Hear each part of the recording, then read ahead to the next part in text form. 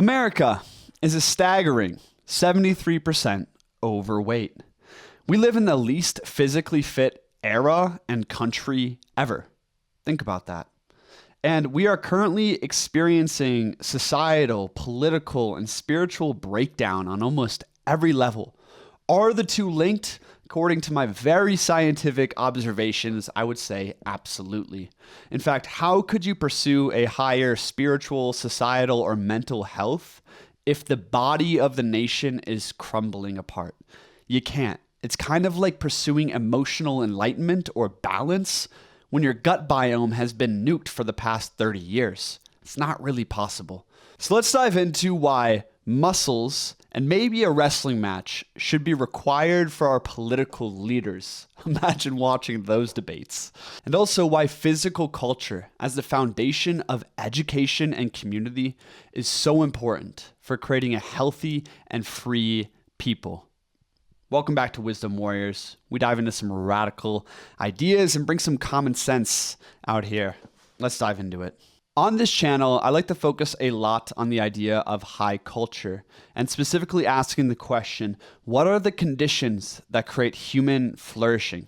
This to me seems like the most important question we could ask on almost every level, and physical culture is definitely part of that equation. Physical culture to me means the celebration of bodily strength, courage, beauty, and athleticism. And it's about bringing physical training and play into the center of communal and even religious life. This makes a lot of sense to me because the body is the means by which we have to experience the world. And things like training, dance, sport, performance are ways that I really connect with other people and connect with my community and feel alive. Now, everyone has different levels of genetics and potential athleticism, and I don't think we should compare people based off athletic ability, but nonetheless, a culture that emphasizes physical training leads to a much more robust type of human being. Healthy bodies lead to healthy minds, and this leads to healthy men and women who create a healthy society. If we want to build a good pyramid, we need to get the foundation level correct, and that looks like a physical culture. Physical culture goes way back to the beginning of the Western story in ancient Greece and Rome. In the classical world, your body, your fitness level, was tied directly to ideas of virtue, arete, discipline, and balance. In fact, all the virtues weren't just these mental or character qualities. They needed to be embodied in order to be respected. A man with an undisciplined body would have been mistrusted because this was evidence of an undisciplined character. And also, would you want that man to protect you in the shield wall when you're fighting against the Persians? Probably not.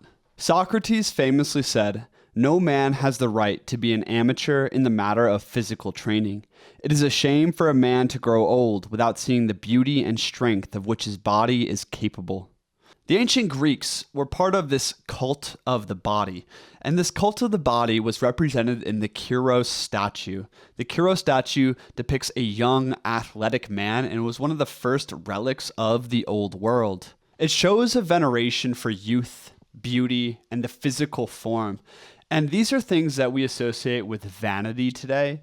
But we have to understand that to the ancient Greeks, physical beauty was believed to be a reflection of an inner nobility. And they sought to create physical beauty in their own bodies, in their architecture, and in their world. Now, the most glorious people I know tend to take a lot of care of their physical form and bring a lot of excellence into everything that's important to them. Hence, their physical display to the world tends to be a reflection of their soul.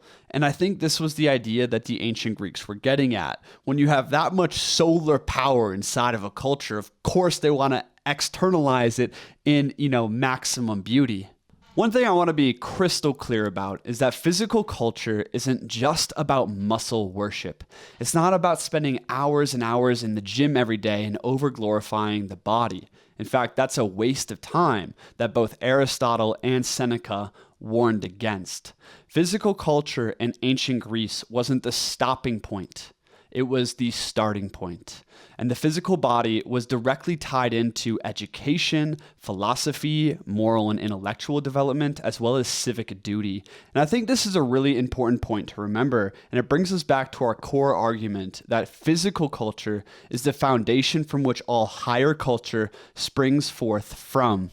Bronze Age pervert, one of the more controversial figures in this field, has a great quote about this that goes, "As rare as beautiful bodies are, the mind in the same condition is even more rare. Those who forget the body to pursue a perfect mind or perfect soul have no idea where to even start. Only physical beauty is the foundation for a true higher culture of the mind and spirit as well. Only sun and steel will show you the path." If there really is a deep state, some kind of hidden tyranny seeking to take over the world, which there might be, it really doesn't want men getting back in touch with physical culture. It especially doesn't want revolutionary types of men, intellectual leaders, spiritual leaders getting in touch with the physical body again. Because the physical body and physical culture radically transforms societies, communities, and worldviews. We're about to talk about this on a broader cultural level, but I want to start with the main and most exciting subject of this channel, and that is me. I know it may not look like I train that much. In fact, I get hate about this on every single one of my videos. So I'm just going to post physique to quiet down the haters out there and show you how magnificent I am. But also I want to talk about how vitality has changed everything for me. I train in the weight room maybe 20 or 30 minutes a day, but I have a very active lifestyle. I like to dance, do martial arts, bike, things of that nature. I enjoy being physical and being physical, with my community. Not in that way. Jeez, get your head out of the gutter, okay? I'm a monogamous soul out here. But changing my diet has literally changed my life. I was eating vegetarian and, vegan for 7 or 8 years there, and I started having all of these health issues. I didn't even know it, but my vitality was drastically lower than it could have been. And then I started eating mostly meat and fruit a few months back. And since then, I felt my energy double. And as my metabolism gets stronger, as my hormone balance gets stronger, as my energy gets stronger, the friction in life seems to just fall away. I naturally just feel more heroic, like more ambitious, more embodied. And my relationship to the metaphysical world, the spiritual world, and the political world has all been changing based off my level of energy. And I think this is a very common experience that many people have. The more tired and sedentary you are, the weaker you are, the harder life feels. And also, the more easily you are controlled. Here's where things start to get controversial. There's an idea called the Longhouse from BAP in Bronze Age mindset. And the Longhouse is where the old, the weak, and matriarchs basically control society and seek to repress physical culture and high thumos men. And BAP has a really great quote that goes something like, "Weakness creates the worst cruelty. Weakness is the worst tyranny." Because when you are weak, you don't naturally lead from a place of power or strength, but you need to control everything around you. Now, if I was in control of a population and I wanted to maintain firmer control of that population, I would definitely not want a physical culture because it creates men who are high thumos, high spiritedness, high testosterone, who have high self-agency in life. That is the most dangerous thing to corruption. The thing that's ominous about the modern world is that big pharma, big food, and big government actively promote and serve poison to the general population. They're in the business of keeping people sick, it seems like. And then something like big media actively smears physical health and beauty while promoting its opposite. When you look around us right now, it's starting to resemble a longhouse. The old and crooked are leading, while people are getting more sick and more weak.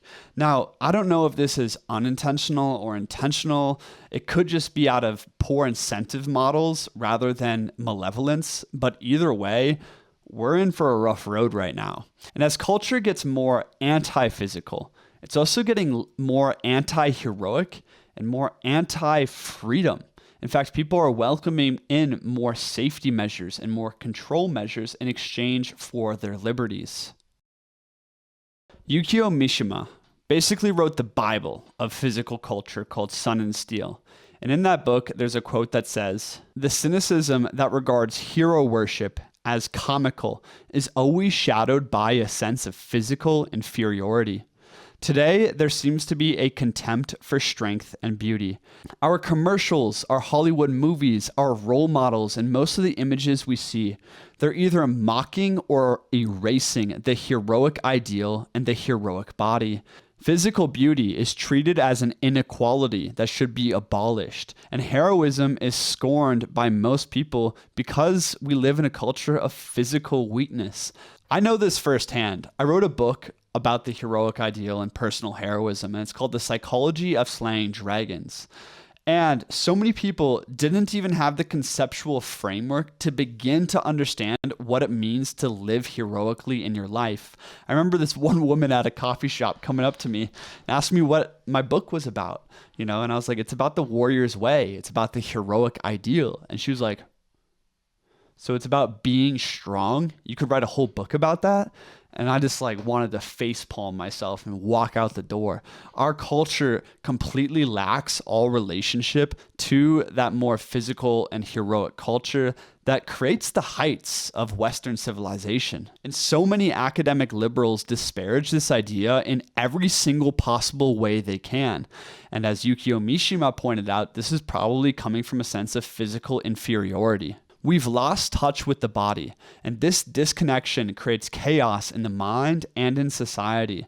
Testosterone, metabolism, and hormones all shape the way we experience life. If these are out of balance, you're more likely to be weak, dependent, and easily manipulated.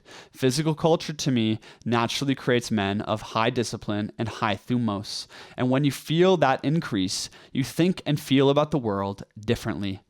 So in conclusion, the antidote to the longhouse is promoting leaders, political leaders who have muscles and participate in MMA fights along with the debates. This is the only way forward, America. We need to bring MMA into leadership like every other culture before us. You think a Germanic king could have risen to power unless he could defeat the adversaries in battle?